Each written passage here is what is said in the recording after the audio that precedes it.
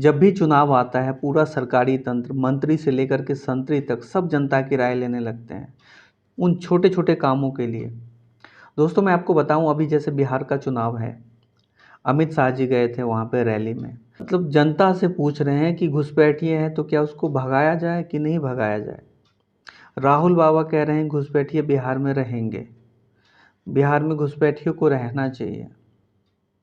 तो आप बताओ घुसपैठियों को भगाया जाए कि नहीं भगाया जाए। अमित शाह जी से मैं पूछना चाहता हूँ ऐसा कौन हिंदुस्तानी होगा जो चाहेगा कि हमारे देश में घुसपैठिए रहे। और घुसपैठिए भगाने की जिम्मेवारी क्या जनता की है।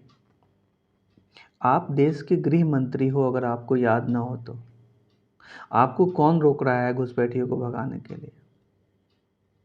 तो इतनी संवेदनशील बात क्या जनता के सब पूछी जाती है। आपके पास सोर्स है, अगर आपको पता है घुसपैठिए भगा दो। कितने घुसपैठिए मिले एसआईआर के बाद?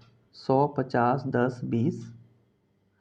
क्यों नहीं बता रहे हो एसआईआर के बाद इतने घुसपैठिए मिले हैं? और जो मिले हैं उसको भगाया या कब तक भगाया जाएगा?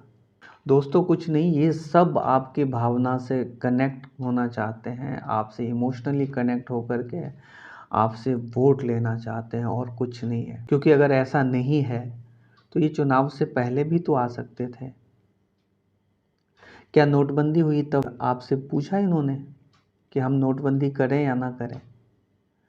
जब जीएसटी लगाया तब क्या पूछा आपसे? जब जीएसटी हटाया तब क्या पूछा आपसे? जब जीएसटी को कम किया तब क्या पूछा आपसे? जब अचानक रातों रात पूरा देश बंद कर दिया कोविड में तब क्या पूछा आपसे? तो ये घुसपैठिए के बारे में क्यों पूछ रहे हैं आपसे? बस इसलिए पूछ रहे हैं कि घुसपैठिए के मसले पे जनता सीधे कनेक्ट करती है इनके साथ। कोई नहीं चाहता कि हमारे देश में घुसपैठिए रहे। वो देशभक्ति जग जाती है और बस इसी का फ़ायदा उठाते हैं। और मैं क्लियर करना चाहता हूँ कि हमारे देश के जितने भी नागरिक हैं, चाहे किसी भी धर्म से आते हों, सब भारत माँ से उतना ही प्यार करते हैं जितना आप प्यार करते हैं।